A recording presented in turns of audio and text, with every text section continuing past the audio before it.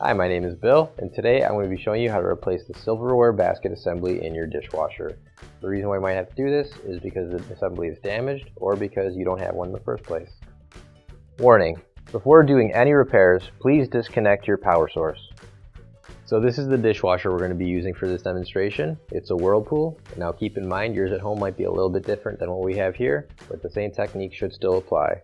Also keep in mind, we don't have a countertop for this, so we're actually using some weights to keep it weighted down so it doesn't tip over on us.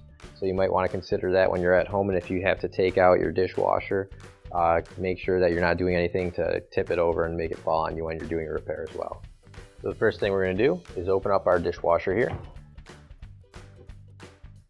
So we're going to roll out the rack here, and right here is our silverware basket assembly.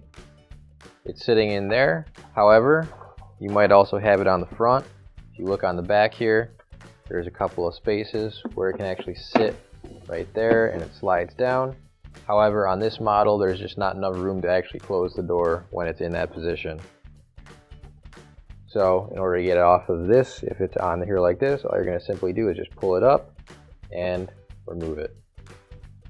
Now you can grab your new OEM replacement silverware basket assembly, and if you don't have one already, you can find it on our online store. And a little bit more about the silverware basket assembly here. It's got a front door here that opens up, or if you want, you can just use these top doors instead.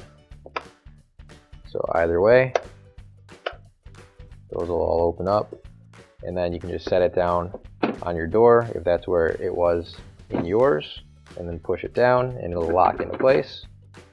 Otherwise, pull your rack back out and set it down right in the rack, push it in, and close your door, and your repair is complete. Finally, don't forget to plug in your appliance. If you need to replace any parts for your appliances, you can find an OEM replacement part on our website, PCApplianceRepair.com. Thanks for watching, and please don't forget to like, comment, and share our video. Also, don't forget to subscribe to our channel. Your support helps us make more videos just like these for you to watch for free.